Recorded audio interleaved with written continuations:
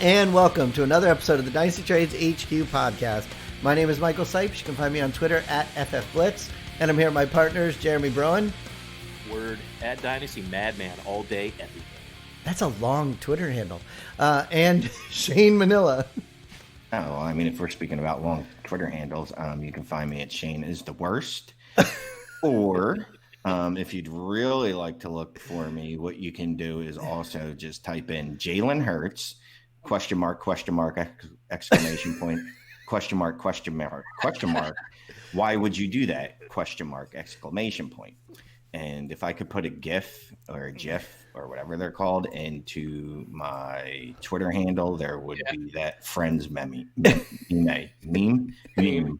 of Chandler going, why would you do that? Just like Bill Belichick, man. The question of the week, like, why Jalen Hurts? You know, Bill Belichick's dog was upset about that pick. It is pretty funny. But first of all, that Twitter name is so annoying in all of our chats, because in every time you write something in a chat, it looks like you're saying, why would you do that? Exactly. It looks like you're complaining about something in the chat. I'm just looking for someone to answer. That's all. Well, we do. We have a lot of questions and a lot of answers now that we finally had the NFL draft this weekend. And we were our own teams, brother. Come on. It's so cool. Yeah, our teams did good. Even we were all over the place too. I saw you guys. Jeremy, you were on a couple shows. Shane was on. I can't even count how many shows Shane was on. A dozen. I was on a bunch. I only jumped on Philadelphia Eagles backyard with our buddy Michael Bowers of Dynasty Rewind. I saw that this morning. You did do that. That's cool. I jumped on Larry Monkeys, and then I jumped on the Dummies. And if you haven't seen, there's video that Zach sent me from when the Eagles made the Jalen Hurts pick, and I completely melted down. And you can see it in my face. It's like it's the first time, like it's watching someone watching a murder is what it looks like. Like you see my eyes get real wide. There's like confusion. I'm like, oh my God, what's going on? And then there's like, then the realization of what's happening, and it washes over your face, and then there's rage. And then there's all this cursing over and over and over. Everything. So if anybody wants that, feel free to DM me, and I'll send you that video. I tweeted it out. It was, I watched it, and it was like an out-of-body experience because I didn't even remember it. That's funny. No idea. Yeah, I did the one with our Patreon friends, our guys over there. What is it? Dynasty Hot Sauce. A bunch of our Patreons started a podcast together. I jumped on it way after you did. I think it was like 1 a.m. when I was on. They had already been recording for over 4 hours. But that was pretty fun. And Jeremy and I did. On if they asked me sooner. I got their DM, but I was already in bed, man. I wasn't going to go fire everything up. I was tired. But yeah, that's cool that they invited us on. That would have been fun. Yeah, I think the virtual draft worked. I saw somebody say something today that the NFL is going to have a hard time trying to go back to the normal ways after the success of this time, This is so good. The families and the kids and all the good messages, they're going to go back to the expensive suits and ties and all the money spent to, make it a big show. And it's going to lose a little bit of the substance that it had this year. It was, I thought it was the best ever. Honestly did. As a fan though, I still like going to it. I had so much fun when we went to Dallas, and next year, Shane, we're going to go to Cleveland and hang out with Jeremy at the draft. Okay. You betcha. Shane's like, oh, okay. So yeah, let me tell you, we've already hung out in Canton, and I can tell you it's 100 times better than that place. Oh, is it? Where is it at? Cleveland. So it's Cleveland. It's a city. Yeah. There's a lot of fun things to do up there on the lake, and a lot of great places to eat. I mean, aside from the Pro Football Hall of Fame, there's literally no reason to go to Canton. Well, unless you're friends with Bob Long and you may, want to go over for a picnic or something. But other than Bob Long and seriously, the Pro Football Hall of Fame, you don't go to Canton for any reason. I liked that Waffle House across the street from our death house. All right, so a good value, yes. We have some news tonight, and the news is brought to you by FantasyData.com. Go to the website FantasyData.com and put in the promo code TradesHQ to get your discount. And obviously there's a ton of news with the draft, which we'll get to that later.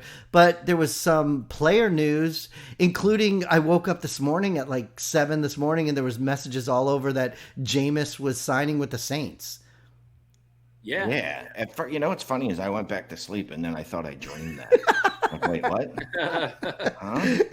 I was happy about it because I saw a lot of people say something like, "Oh, why would you be happy? He's not going to play now." Well, it seemed like the NFL didn't want him to play now anyways. Exactly. Was he going to play anyway? Right. So I think that's a great landing spot for him to be there with that team, to be there behind Breeze. It's not out of the realm of possibility that Breeze doesn't make it through all 17 games, right? There's 17 games starting this year if we have the regular season, right? I have literally no idea, but either way, I get your point. There's always a chance that a 47-year-old man might not be able to make it through an entire football season.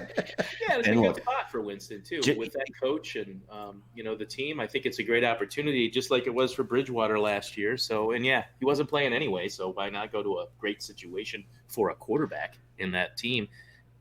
What were you saying, Shane? Oh, I was just going to say, yeah, I love the fit. There's nothing not to like. I mean, even if he's just there for a year, the league didn't like him anymore right now. So that's going to help him. I don't want to say rebuild his brand or just, I guess, shine a better light on himself, that he gets to sit behind Drew Brees and learn from, Sean Payton. And I don't even know who their offensive coordinator is for a year. It can't hurt. No one was going to sign him as a starter. And It's good that he came to that realization and, he found a good spot for him. And, if anything happens to Drew Brees, well, then all of a sudden you got Jameis Winston tied to, Michael Thomas, Jared Cook. I think they got Adam Troutman, Alvin Kamara, Emmanuel Sanders. So it's a good offense. And we've seen what he can do with good offensive weapons. You didn't think we've talked a lot about landing spots for Jameis Winston, the Steelers, the Chargers, different places, like where would be a good fit. I never really thought about the Saints as a realistic option, but after this, it makes a lot of sense given what we've just talked about. You also think he could be humbled a little bit too, maybe he didn't think something like this was going to happen to him, and then he loses his team, and then he doesn't go anywhere, and then now he is somewhere. So maybe he can have a psychological shift in his head too to do better. Who knows, man? He gets in there. There's nothing to state that he can't end up. That once he's in their house, that Peyton doesn't go, I really like this guy, and he's picked up things, and I think I want to see if we can bring him back for another year as the starter. No reason that couldn't happen. I think that would be cool. He played well in the former Tampa Bay scheme. Within the scheme, it's when he tries to get all, act like a quarterback who's going to create on the run and things like that, and gets out of the pocket and tries to do creative stuff, that he gets himself in trouble. Honestly, think that he's a starting caliber quarterback. He's never been my favorite, but there are so many bad quarterbacks that should, that are not that great for fantasy and not that great for the NFL. That so he threw a bunch of interceptions. He was also productive, and I'm actually glad to see him go somewhere, and hopefully maybe as early as next year he's starting for that team. Let's say that'd be cool. For fantasy. The other quarterback that everybody obviously was talking about was Cam, and Cam still has nowhere to go yet. But I know the one thing that everybody thought would happen in the draft with the Patriots, they didn't end up drafting a quarterback. So then there's a lot of rumbling that maybe Cam's going to go to Patriots or whatever. But nothing was said today at all, right? No, nothing. Yeah, nothing confirmed. He's still some people think it's going to happen. I saw that these people are like, yeah, I still think that happens, but I mean, nothing confirmed. I don't know that would be a great fit, but it would be cool as hell. To think about the fantasy implications. I think Bill Belichick could do that. Dude, they're going with Stidham. Just yeah, they are. If you own any Stidham shares, just hope that it works out for him. Yeah, we try to win this year, which is weird because Belichick doesn't tank. I mean, he just doesn't. So they must be angling for a good quarterback in the draft. Say like the kid from Clemson, maybe. Yeah, they don't have any cap space. They know they're not gonna. They know they're not. He knows he's smart enough. He's a smart man. He knows this isn't a team that's built to win this year. I think he's fine taking the L. If Stidham ends up playing well, fine, great. You got a gem. If he doesn't, well, then you're going to be 5-11, and he'll have a shot at one of the top two quarterbacks because it's Fields and Lawrence coming out next year at a minimum, right off. And both those guys are franchise level quarterbacks, and I'd say both of them probably. Man, that would have been a really good QB class. Just thinking about that. But those two are is every bit as good as, and not if not better than Burrow and Tua. Well, the other thing too with Cam too is, no team can really bring him in for a physical and all that kind of stuff too. So people are saying maybe it'll take a little bit of time before he signs somewhere because we still have this whole no traveling, no going places and all that stuff. We did have a couple trades that happened during the draft, which was awesome as well, especially for the Dolphins. I was like, every single time the Dolphins got on the clock those first two nights, there was running backs there. There was DeAndre Swift was still there. And then later on, what was it, the second night, J.K. Dobbins was like one pick away from the Dolphins, and then the Ravens took him. So it was like, it just kept happening that we weren't going to get a running back. And then on Saturday, in the 5th round, we traded the 153rd pick for Matt Breida, which I was happy for that. I mean, what were we going to get at the 153rd pick, exactly. You got a player you know what to expect from when he's healthy, so yeah. Yeah, and there's a couple things. I mean, they're team building, right? I like that because that shows me. Look, we're not going to put high draft capital into the running back position because that's. I don't want to say it's a luxury pick, but that's a luxury pick. That's a pick you make when you know your team can win, right?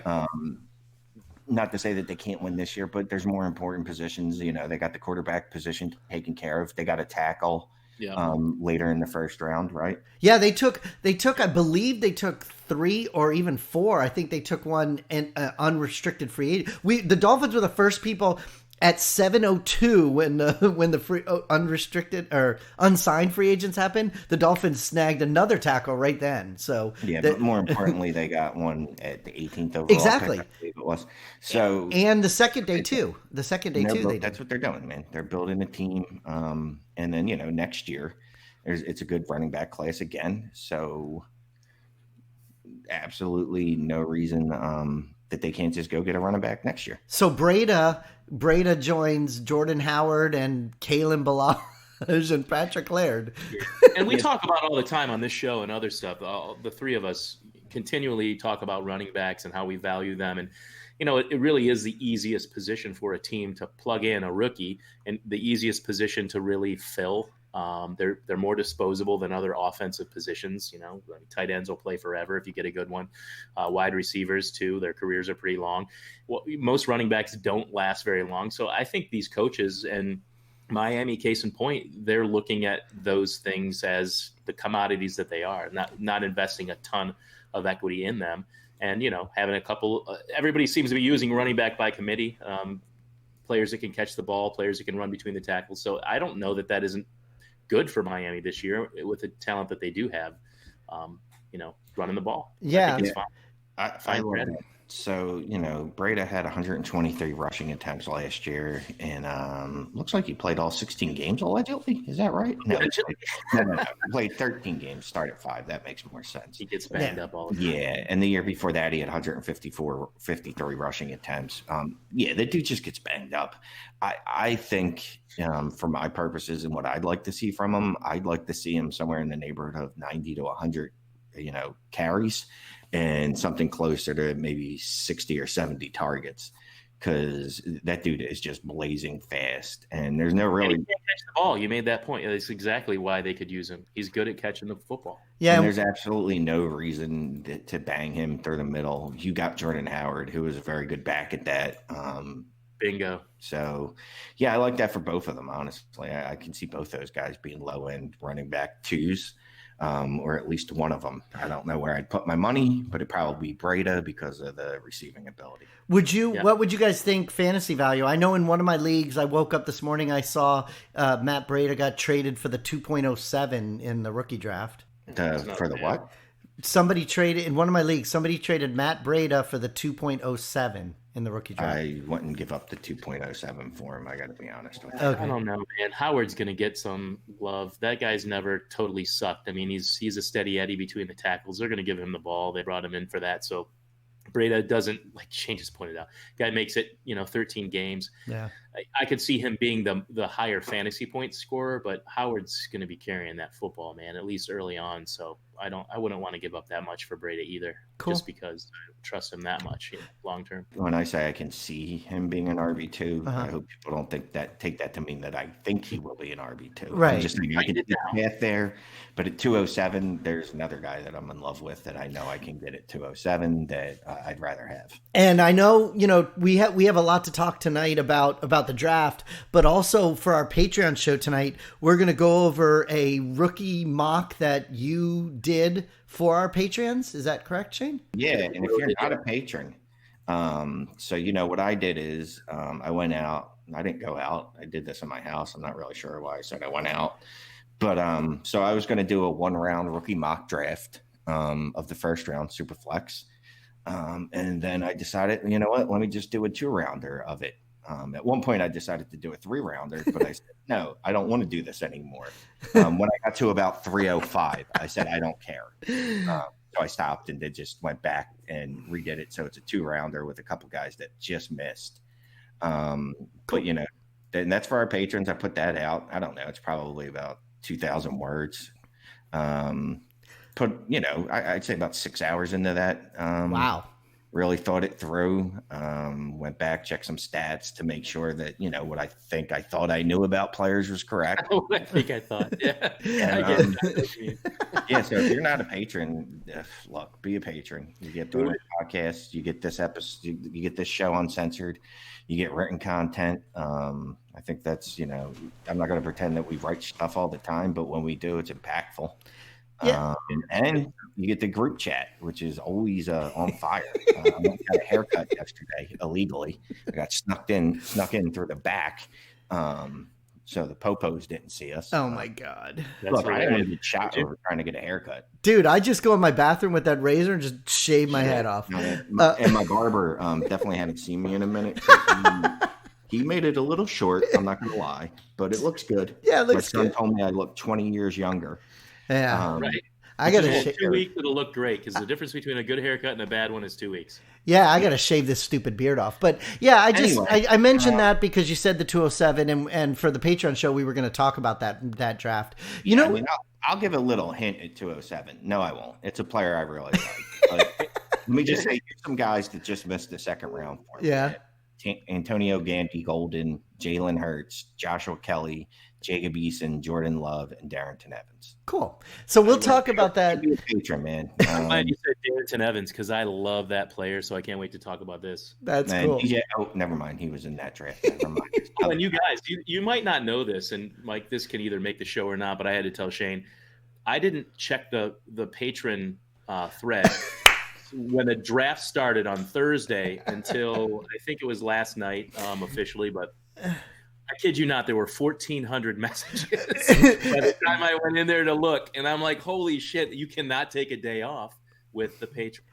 That's what. Yeah, and that was the point of me talking about the haircut. So I went to go get a haircut, and by the time that I got out of my haircut, 40 minits later, there was 125 messages. And it is funny, Jeremy, when you said that, we might not know that it was me. You told. I know you just said you told Shane, but I laughed because I was about to tell everybody that you sent me that screen capture of your phone of how many missed messages in that group chat you saw. I'm like, where do I begin? I had to use the arrow to the bottom and just keep scrolling up. And finally, I got tired. I'm like, oh my god, I cannot take a day off around here. That's funny. So go to Patreon, sign up, become a Patreon of our show. We are going to talk about that mock draft that Shane did. So we're going to do that tonight.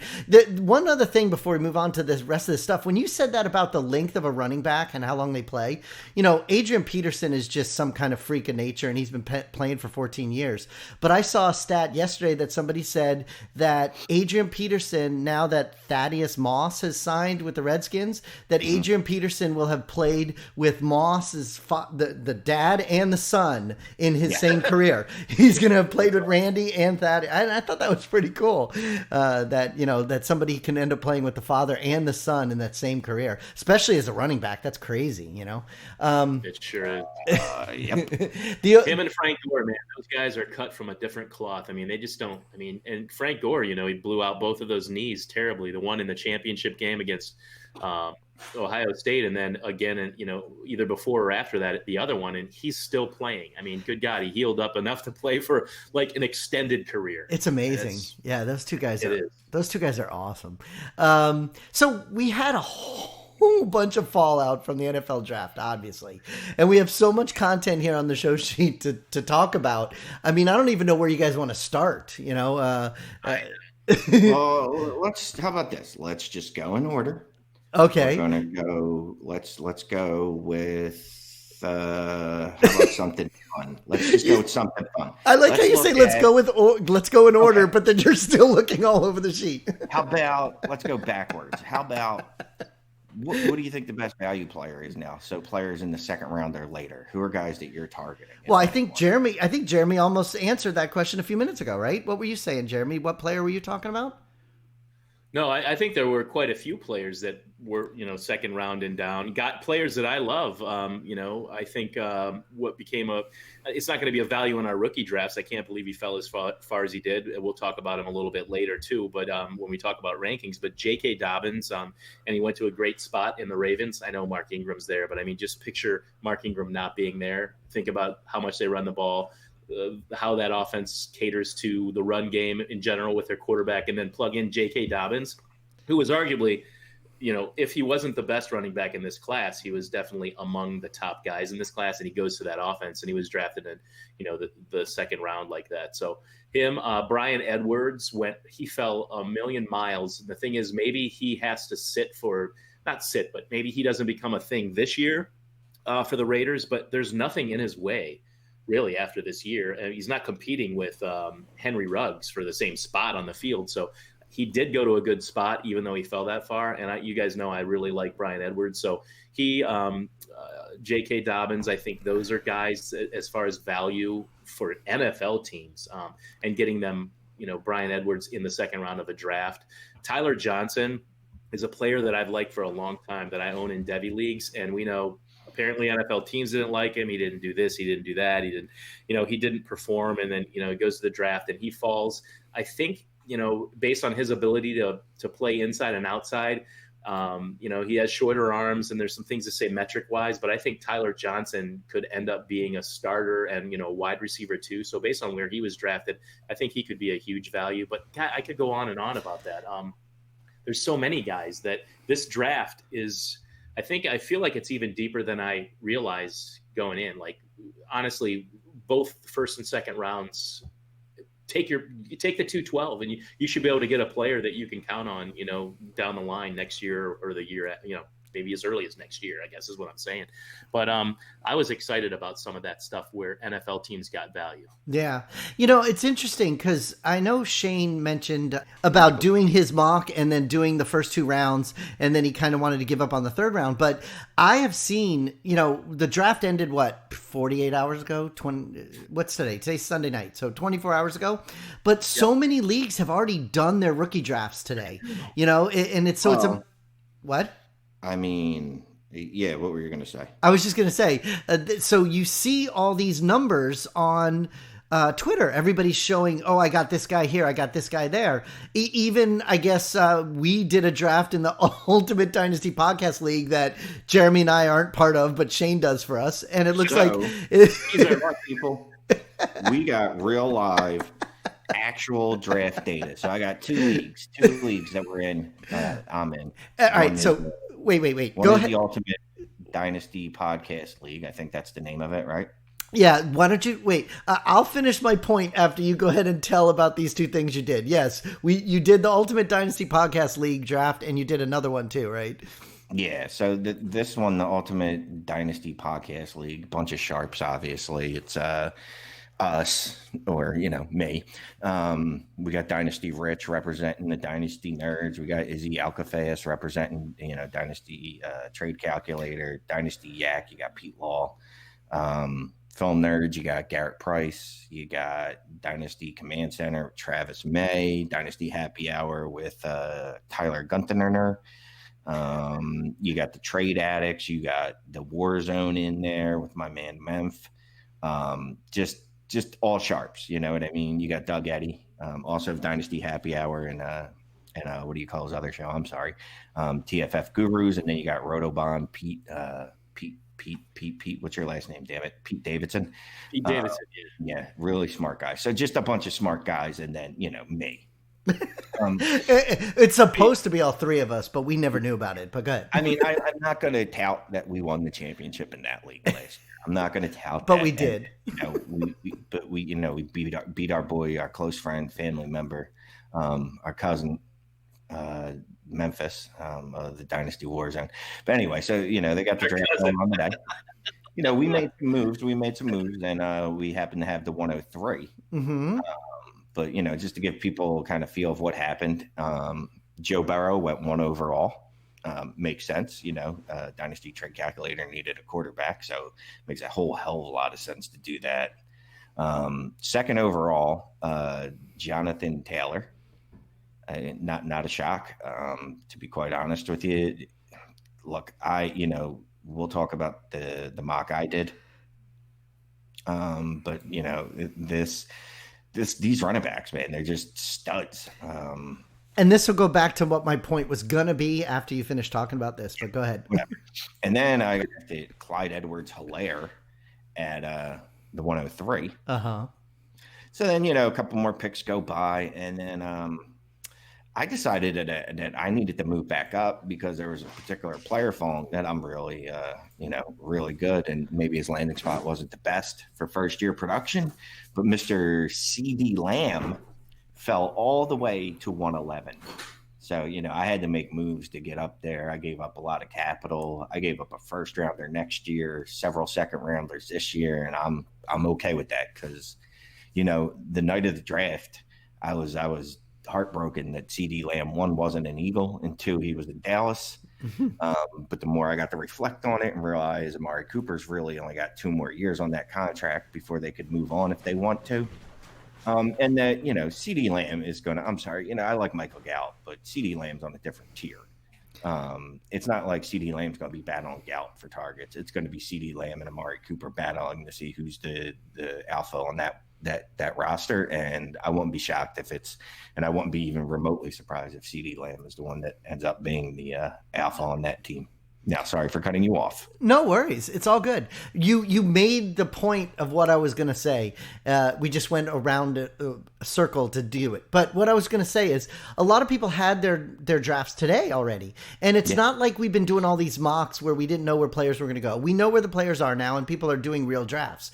And it goes back to what Jeremy was saying at the beginning too, is it's all over the place. You could look at all these different drafts, and some people have CEH over Jonathan Taylor. I saw one today that somebody took Swift 1.01 overall. Somebody took Tua 1.01. Burrow's going 1.01 in most of them. But there's so much talent. Right, there's so much talent. And when you say the thing about depth, it doesn't really matter. It looks like if you have a late first, if you have an early second, you're going to end up getting some of these guys that it just keeps going and going and going. And you made the point of saying you did a mock for 1 round and then you decided to keep going to 2, and then you could have even gone to 3. There's players that people can get. So when you asked who do I think is like a surprise or a value or whatever, there's a lot of value that you don't even know you have until you start doing this draft, because everybody has a different opinion about these players. It's not like in the past where we have this exact set, these are the top 12 picks and it goes in this order really easily. It doesn't. It's all over the place.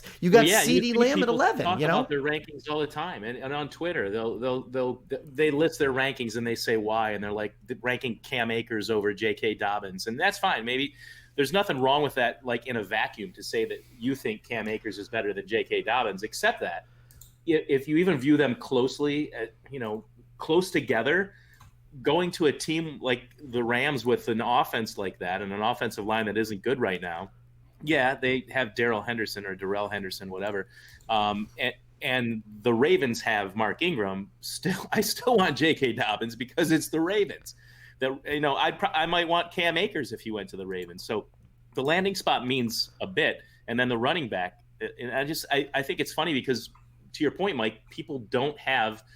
There's like no consensus at all. Like you'll look at Clyde Edwards-Helaire now, the consensus running back 1, maybe not even consensus, but a lot of people think he's the because he went to Kansas City. And it might have been any running back that went to Kansas City practically. It would have been consensus number one after the draft. It's funny. I find a lot of it, the shakeup of people's rankings, to be kind of comical. Yeah, and I mean, my point too was I've been doing Dynasty now. This will be my 9th year, going into my 9th year. And there's been a lot of rookie drafts where you just know right away when you're on the call, oh, this is who I'm taking, no question. And then there's been 1 or 2 drafts where we've been like, oh my God, it's all shit. I don't even want any of these guys.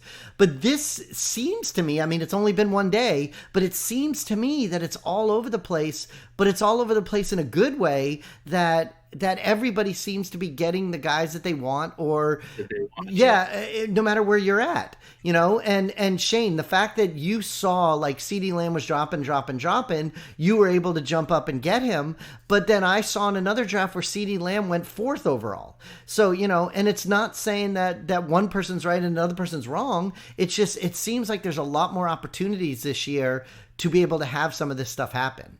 You're right. Yeah, I mean, you're not wrong. This is it's crazy. You think about Miles Sanders. Stuff am I talking about? You think about you think about it. I mean, there are drafts where you're going to be able to get CeeDee Lamb and Jerry Jeudy down at 109, 110, 111, and maybe even 112 because maybe somebody values Keyshawn. I can't talk English. Yeah. Keyshawn Vaughn. Maybe someone values Keyshawn Vaughn over both of them. You know. Yeah, well, that's a great landing spot for Keyshawn Vaughn. Yeah. He's definitely a guy. I mean, he jumped. He's probably someone that I had at back at the 2nd round.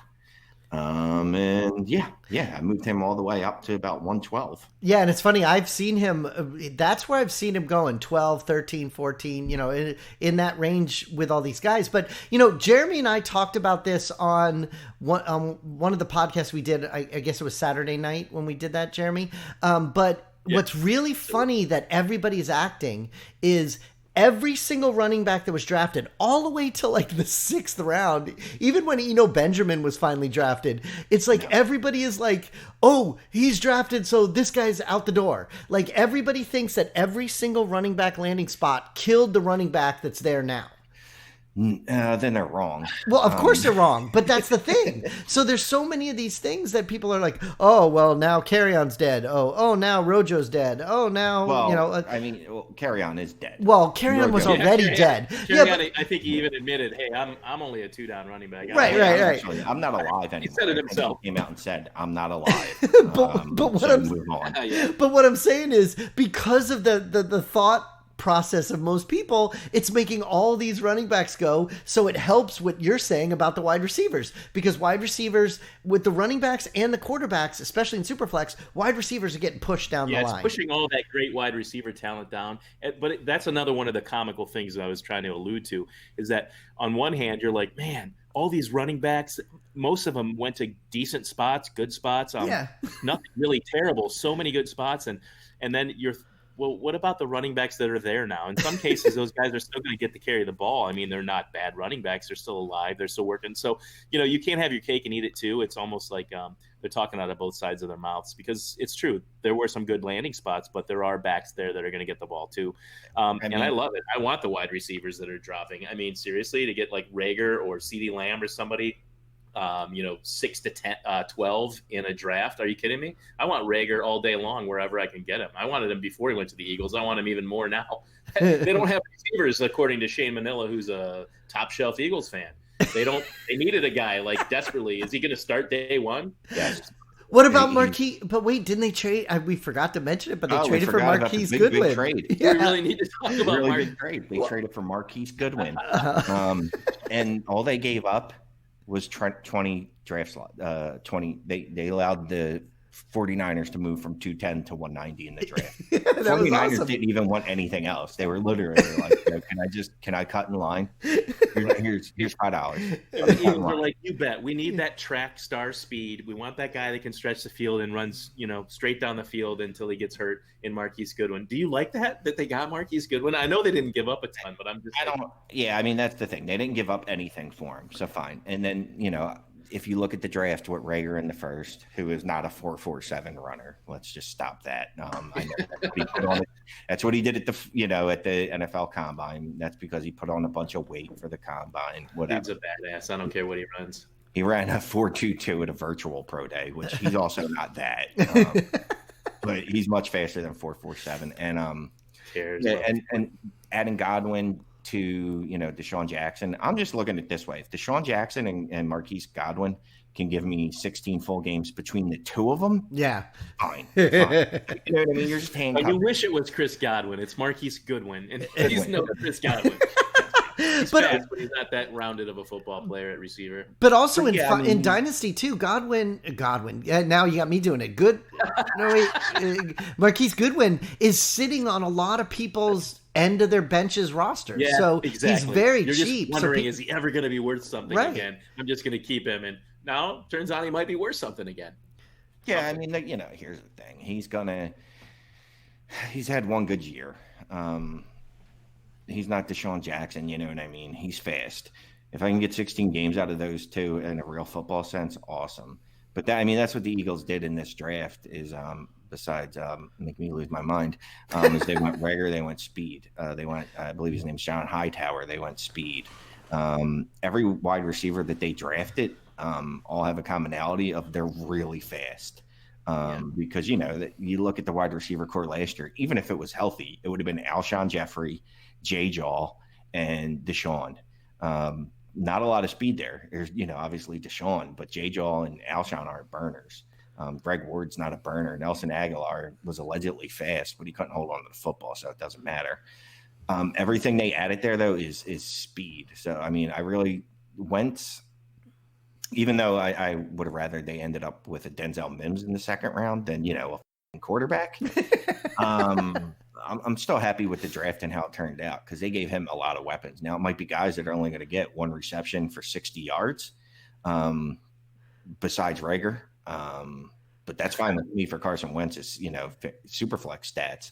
It's just I won't count on any other wide receiver on the Eagles offense except for Rager. And I'll tell you what, J-Jaw, his stock went up because they didn't get any to challenge him early, and they didn't get any kind of receivers that are, that play his role, that intermediate, I'm glad you said that. Role that Alshon played. So, you and I have talked about him a lot, and I know you've joked about how terrible he was last year, and I joke about how I think he's still going to be okay once he puts it all together because they're going to use him in a different way than they're going to use Rager and the speed receivers. He can help Carson Wentz as a possession guy, but yeah, he's got to tie it all up. I still think he has it. He was never going to be the guy that he's fast for a big guy, but that was never going to be his game. The fighting for 50-50 balls. And I think he's going to be something for the Eagles down the line. I mean, that was just his rookie year. They don't all take off in year one. I hold out hope that he's going to be a valuable guy for fantasy and your Eagles. I was saying to say his name though, because Shane said Jay John, you started talking over him. So maybe nobody knew who you guys were just talking about. J.J. Arcega-Whiteside. Okay, yeah, you guys stepped on each other. There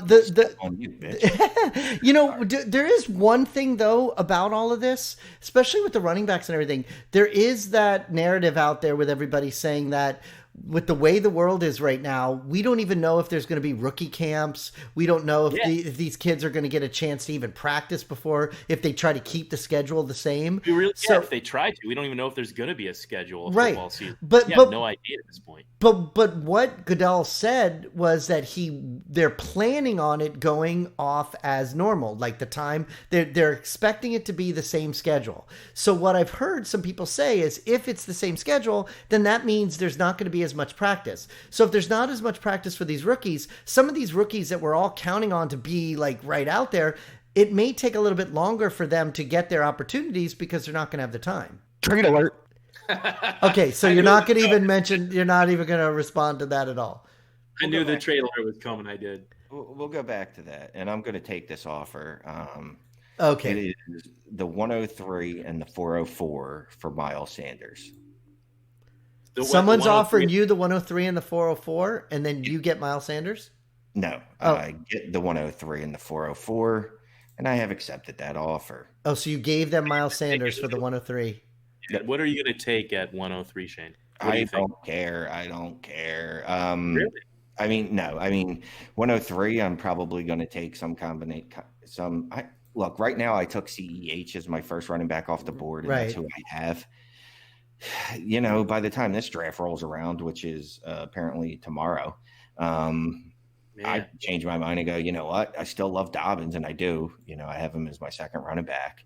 Maybe I'll go with Dobbins just to mix it up. I don't know, man. I don't know. Well, it's just fun to have that. As an Eagles fan, I'm surprised you did that. Well, you know, I've been saying that for me, Sanders, I would give him up for anything up until the 105 or the 106. I think I valued him more than Cam Akers, and I valued him more than DeAndre Swift. But not Dobbins and not Taylor and the other guy. Not was that landing spot. Huh, interesting. So, and also, you're also a guy, if you look at where you've done a lot of moves, you like to get those picks. You like to bring in the new guys and see what you can do with those guys. Yeah, I love tearing down shit. You know what I mean? Yeah. It's just fun for me. And I'm not doing it in the sense that, like, I'm like, all right, well, I'm going to rebuild and lose next year. No, you just want that 103. All right, so then go back and answer my question. Do you think that people need to be a little bit wary that some of these guys may not get their opportunities right away? At wide receiver? At any of the positions? Running back? Receiver? No, running back. I mean, running back is, I don't want to say it's easy, but it's the easiest position in football to transition to. Run this way, run that way. Right. Even out of the backfield. Here, you know, you're running a flare.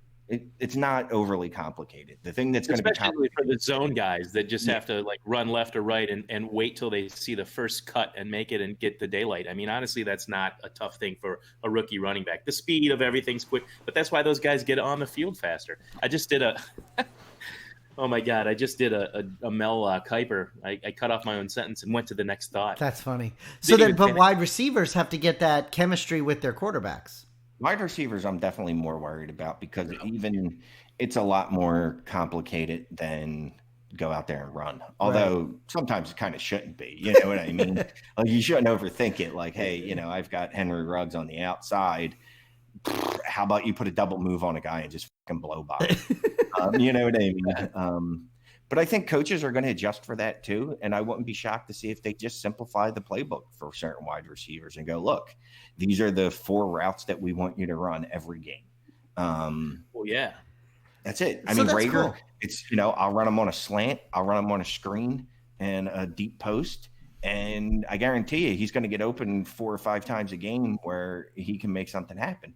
You know, the route running ability as, you know, rookies isn't – I think it's oversold to people. Oh, this guy's a great route runner and this guy's not. I don't think that the most important part to me is that can those guys get separation? Like Jalen Reagor can get separation. He's going to get on the field. As long as he can get off the line of scrimmage and get open, he's going to play. He doesn't have to have the full route tree. He just has to, you know, be responsible, run a few routes and make sure that he's getting, you know, open. He's creating space for himself. And, you know, that's the thing we've seen in the transition of wide receivers from college to the pros. The guys that don't create separation for themselves are the guys that don't do well in the rookie seasons.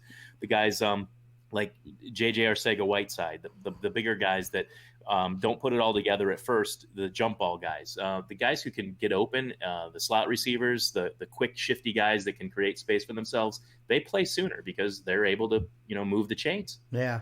So we have a whole bunch of different categories here of things that we were going to talk about, and we've kind of been all over the place. But we didn't even finish talking about our some of our second round late. Well, that's so let's jump back on that real quick because I know there's a couple guys that you know I really like, and I didn't even put him on the sheet, but you know we talked to Graham Barfield, name drop, when he was on the show a couple weeks back about Anthony McFarland,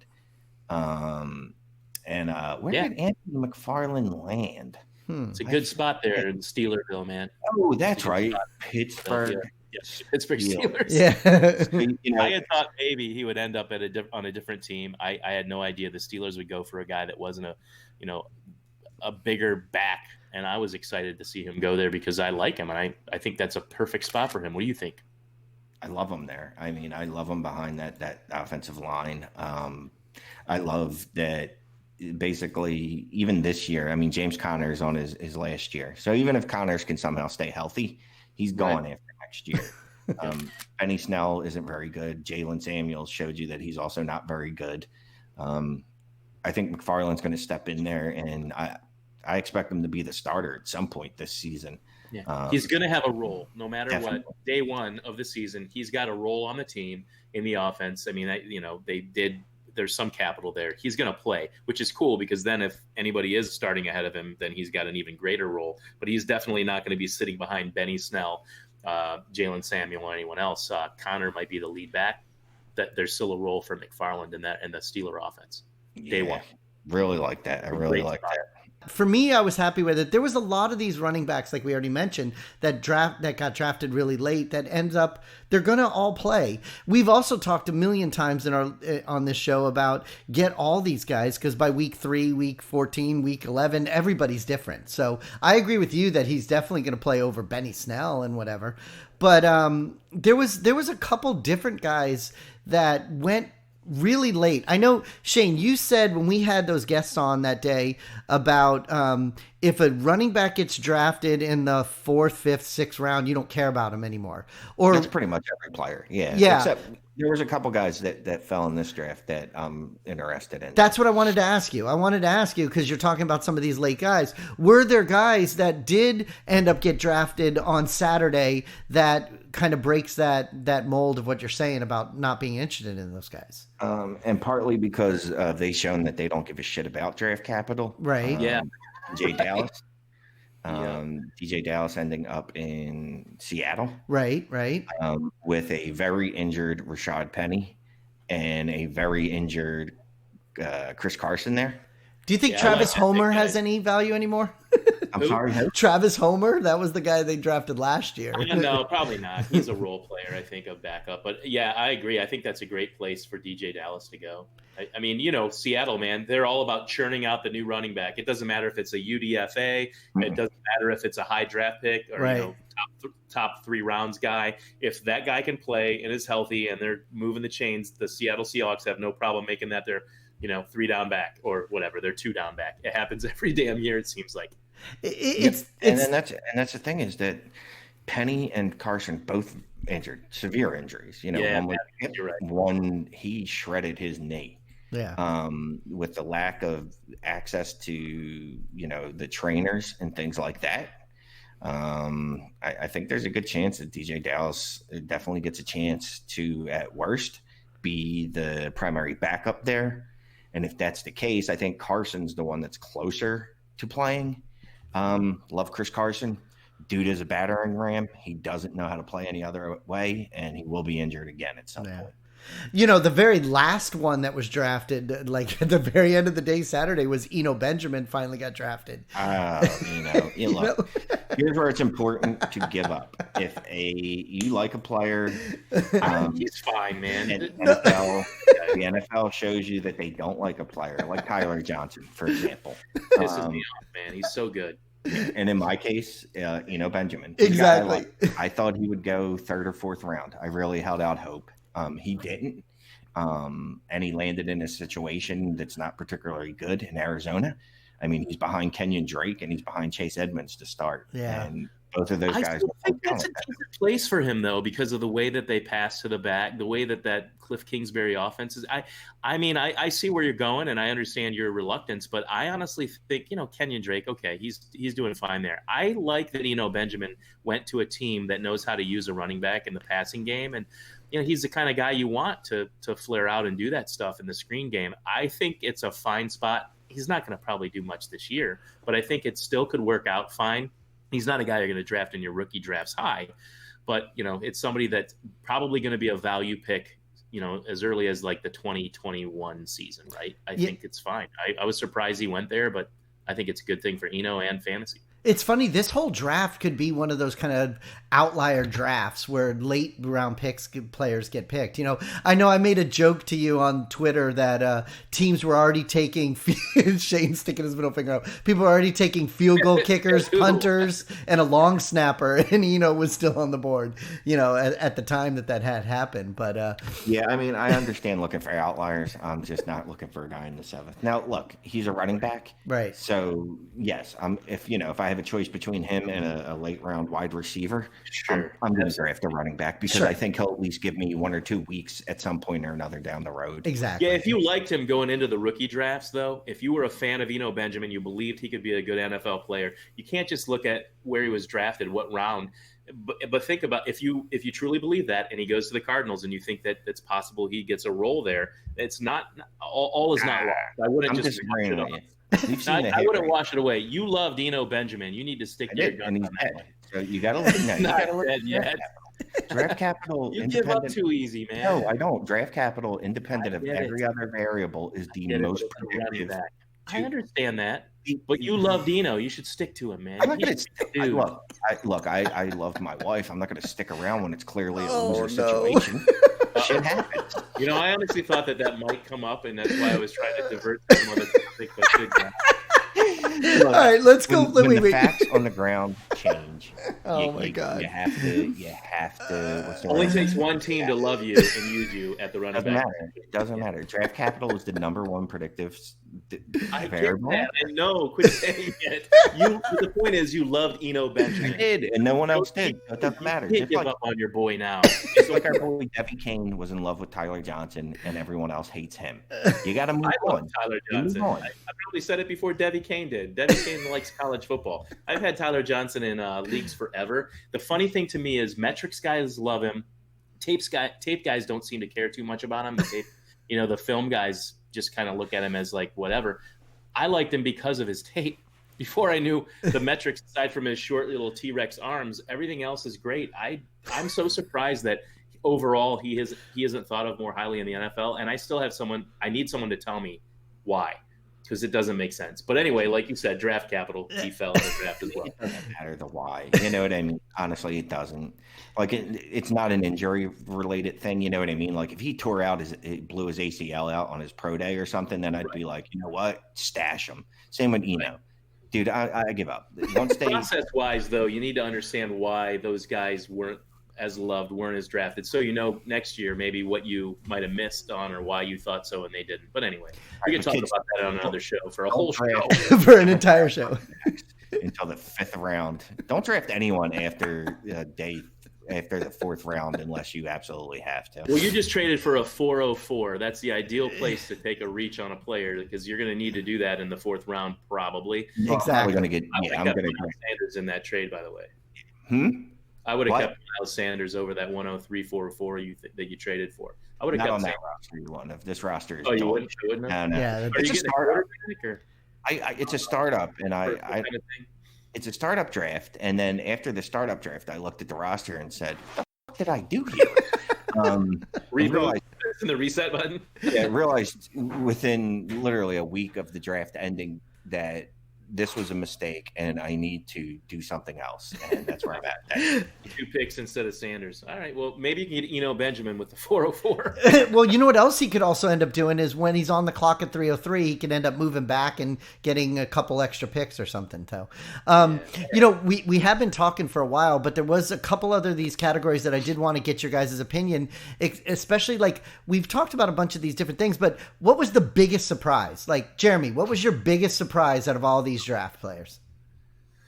The biggest surprise out of all of these, I swear to you, it's also the strangest pick Shane wrote down. But one of the biggest surprises was definitely that the Eagles took Jalen Hurts. And explain it away, say why they did it, all the different things. It still surprises me that they made that move. It does. Nobody's going to make me think that was a great pick. So that was the first one that really kind of like made me want to pull my hair out, I guess, what's left of it. I just didn't get it. They couldn't, obviously, we need a quarterback at some point. I just thought that was wild. Yeah. Yeah. Shane, what was your biggest surprise? Well, yeah, obviously that, because that doesn't make a lick of sense in reality. Thank you for saying that. As an Eagles fan, I need to hear that. Literally no, just absolutely no reasoning makes any sense. You heard the Eagles. Well, if you're an Eagles fan, you heard their comments afterwards, read them, and you walked away from it going, that still doesn't make any sense.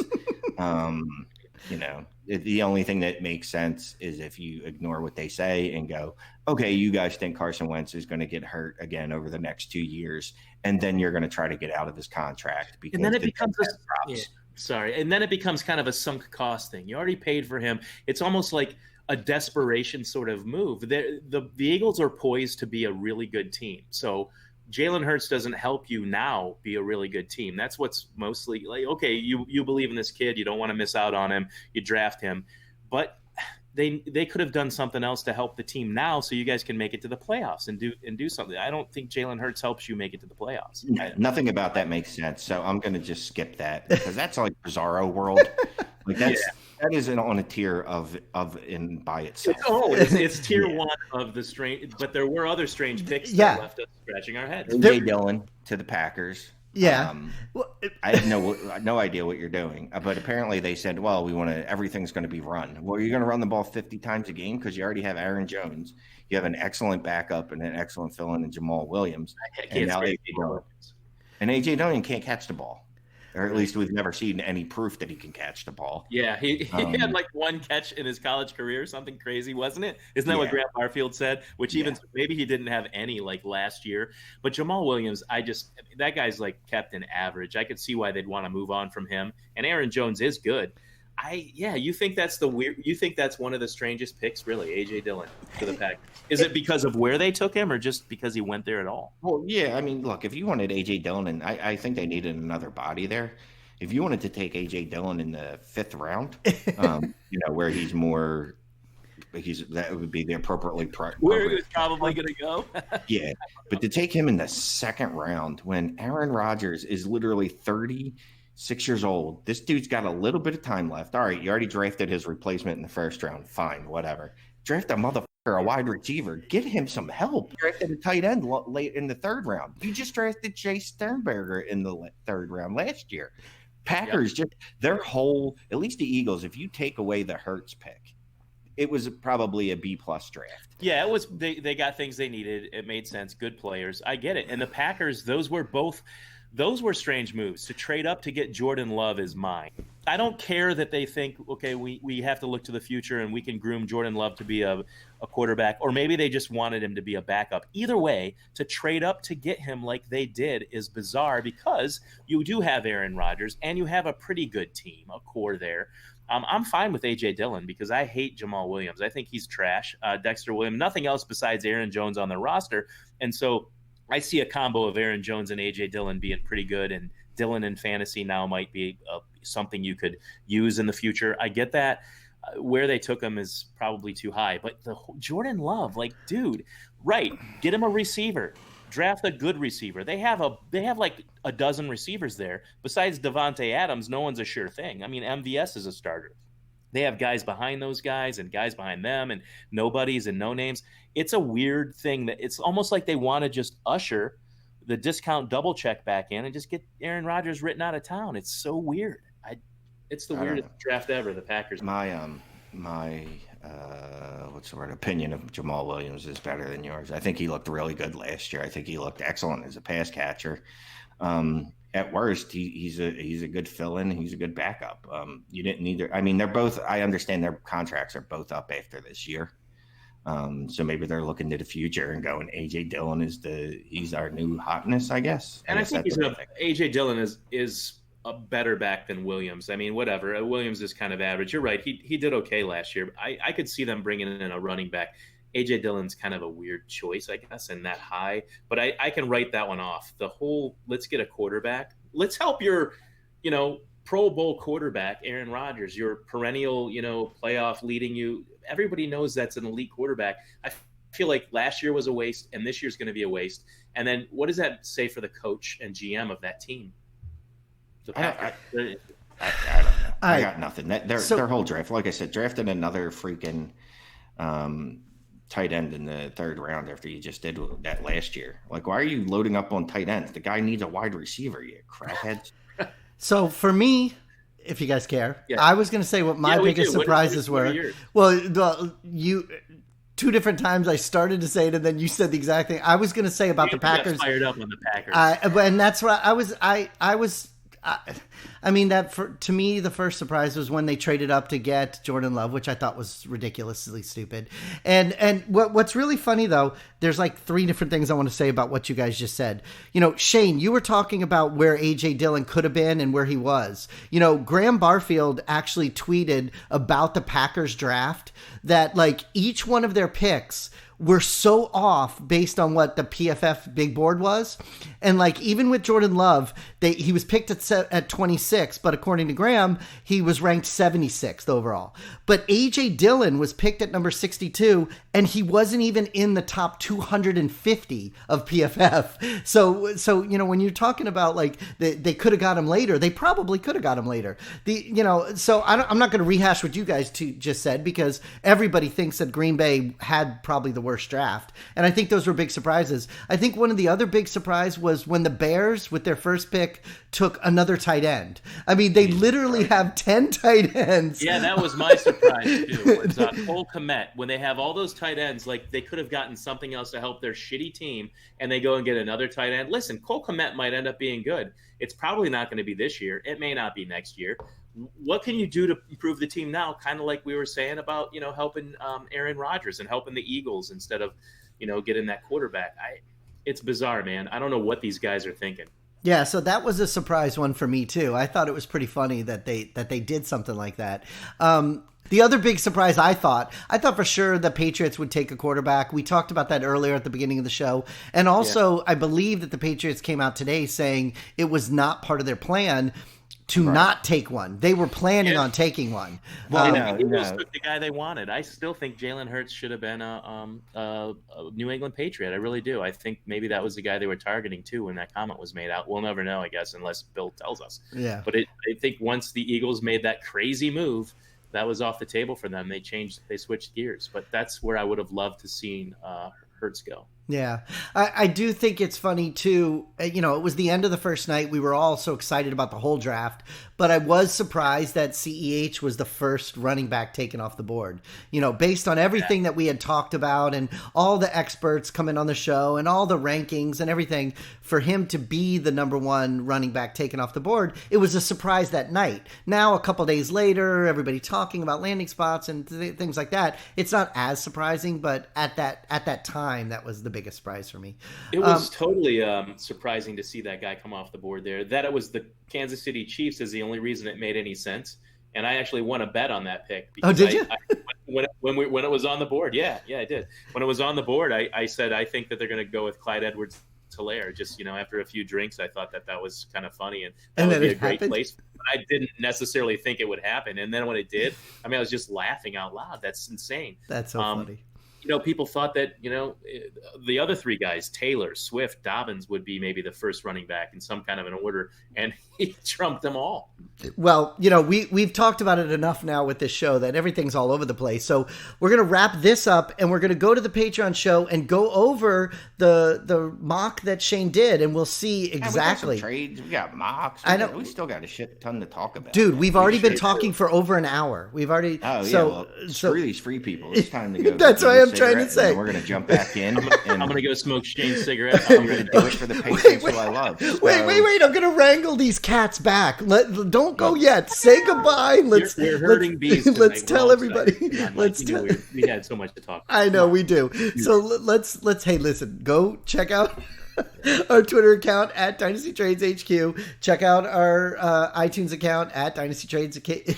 At DynastyTradesHQ. Yeah, exactly. Join our Patreon account, and let's go do those things you just said you wanted to do, and let's come back and let's do a Patreon show. Okay, say goodbye, Shane. Goodbye, Shane. All right. That's funny.